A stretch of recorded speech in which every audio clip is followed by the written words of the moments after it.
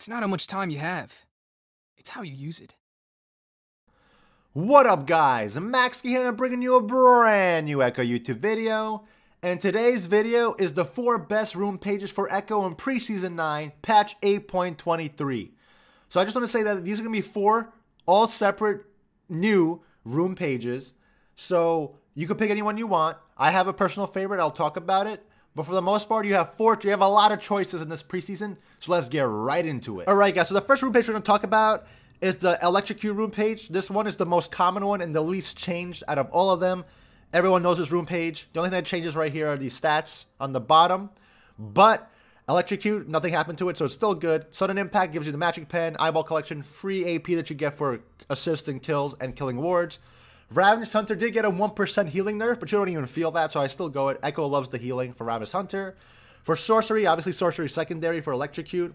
Absolute Focus is a must. Gives you a lot of free AP. Gathering Storm is subject to change. Why? Because the games are ending.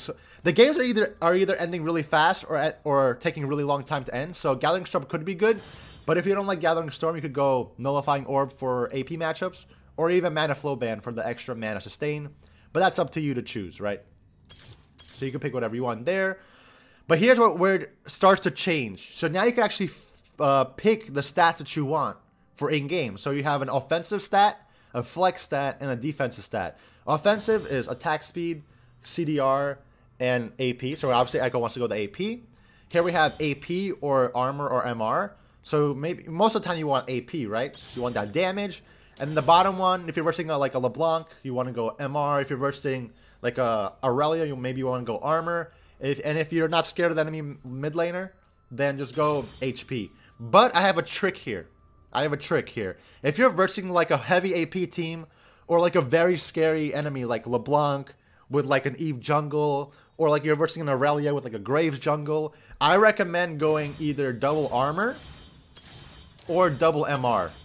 Why? Because I feel like Ekko benefits more off double defense than double offense. Why? Because we all know Ekko's not the strongest early game. We know Ekko's not going to kill everybody early game like a Talon. So I feel if Ekko could scale and survive the lane, these double defensive runes help you, scale and survive the lane. And you actually trade better because you have armor, so you take less damage, or you have MR, so you take less damage. So I recommend trying this versus really bad matchups, or matchups that you want to survive the lane. So this is the first rune page. Nothing really changes here except these little stats right here. But yeah, this is the most common one. Let's get into the 3 new changes that you might actually like a lot. So let's get into it. Alright guys, so the first big change to Ekko's rune pages is Dark Harvest Ekko. A lot of you guys wanted me to talk about Dark Harvest Ekko because it's like a popular thing now. Everyone's trying to do Dark Harvest because it's a very solo queue, very snowbally rune. So if you like that type of playstyle, if you like to keep fighting Fiesta, Snowball, Scale, this is the rune for you. So, very high risk, high reward. So, the new Dark Harvest is no longer like a jungle farming rune. It's now like a laning assassin rune. So, if you damage an enemy below 50% HP, doesn't matter what type of damage you do, as long as you damage an enemy below 50% HP, you proc Dark Harvest. So, you do 50 to 80 base damage based on level. You get 8 damage per soul. So, every time you proc Dark Harvest, you gain a soul. And then it scales with 0.25% bonus AD and 0.15 AP. So, what does this mean? This means that every time you proc Dark Harvest, you get plus 8 damage. So if you proc it 10 times, you're getting plus 80 damage. 20 times, plus 160 damage, and so on. So the more you proc it, which you have to, the stronger it becomes. The more it scales, the more you'll one-shot. The problem here is that it scales very poorly off AP and base damage. Early game has a pretty good base damage of 50, but other than that, it no longer scales, has a long cooldown. The only way the cooldown resets is if you get an assist or kill. So if you're not getting assist or kills and you proc Dark Harvest, you're waiting 45 seconds to use it again. So basically, high risk, high reward. If it's a Fiesta game, if you keep fighting, team fights are pretty amazing on Dark Harvest because like it resets. So if you get a killer assist in a team fight, boom, boom, boom, boom, you're procking Dark Harvest like 3-4 times possibly, if not 5 times. But if it's a slow game, or you're feeding or you're dying a lot, you can't get, you can't do damage because Ekko has a weak early game. So if you like fall behind early with Dark Harvest, it's gonna be a really hard game for you because this rune does not scale. Electrocute scales better off AP and base damage than does Dark Harvest. So the only way this Dark Harvest scales is if you actually proc it many times. Basically, Dark Harvest will usually surpass Electrocute damage at around 20 minutes it'll be pretty even, unless like a normal game. It'll be pretty even Electrocute until like 18 minutes, 20 minutes. Then you'll start doing more damage in Electrocute.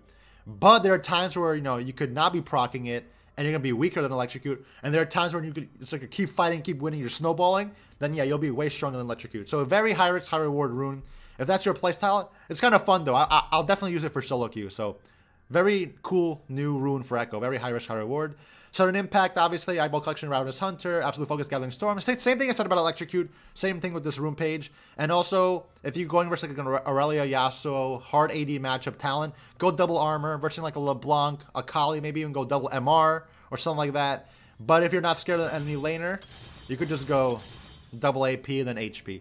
So that's basically Dark Harvest rune page. Still not much changing here. Just the main keystone of Dark Harvest instead of Electrocute. So yeah. So these are the two domination rune pages for Ekko now in preseason 9. But let's get into the really juicy change and one of my favorite rune pages now. Alright guys, so my favorite rune page for preseason 9 in patch 8.23 is Grasp the Ekko. Grasp the Elo with Grasp the Ekko.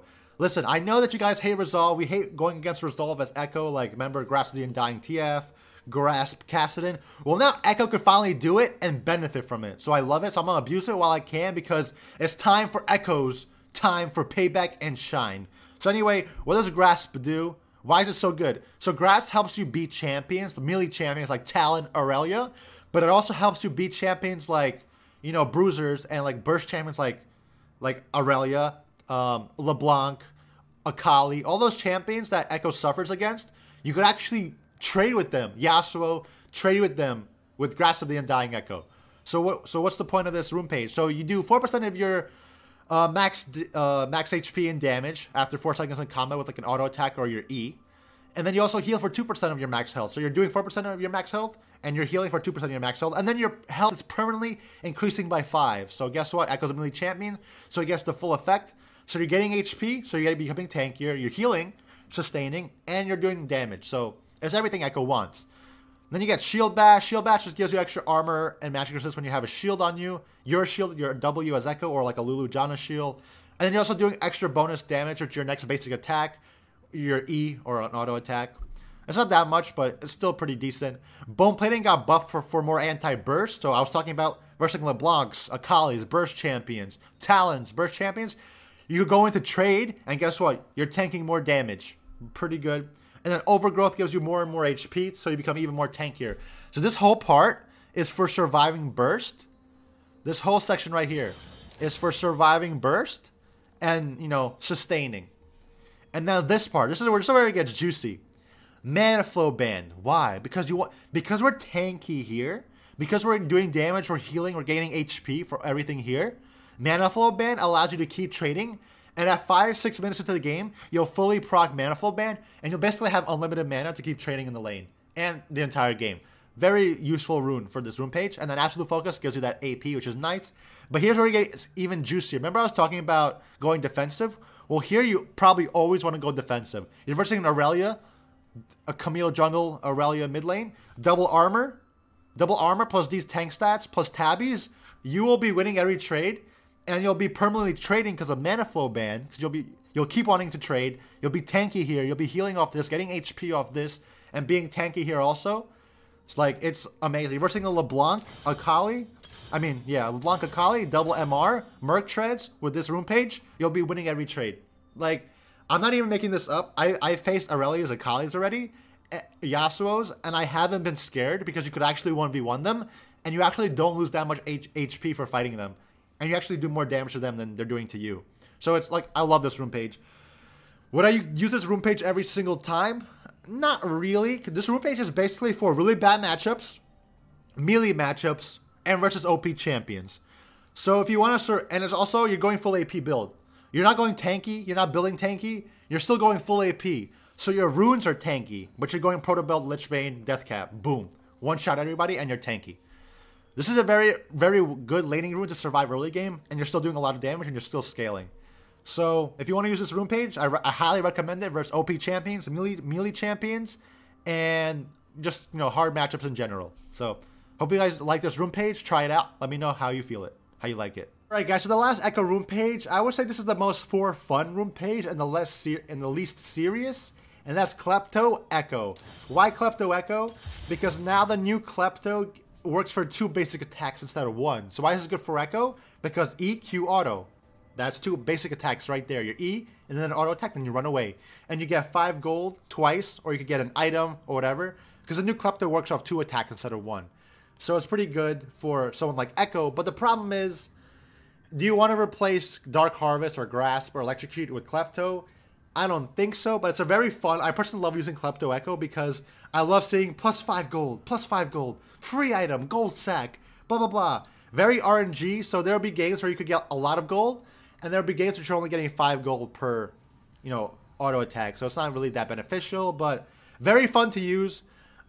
Is it better? It's not obviously it's not better than Dark Harvest or Electrocute or Grasp, but in certain situations where you're completely not scared of the enemy laner, you'll get free, you constantly could keep trading, then you're going to be getting a lot of gold. But then again, I used it already. I didn't get that much gold, but it's still very fun to use if you guys want to try out Klepto Ekko. Shifter's doing it, so obviously it could work in higher elos, but I feel like the other rune pages are better. But you'll go Klepto, Magical Footwear, Minion Dematerializer, Time War Tonic, and then you could go Sorcery for, you know, the scaling with AP because you don't have a lot of damage here. But you're going to get your damage with scaling with AP because you're getting gold here and you're getting AP scaling here. So you get your items faster and you're getting AP faster here. So, you know, you could go double offense. You know, you could pick whatever you want here, I guess. Double offense for more scaling. Or you could go double defense for safer trades.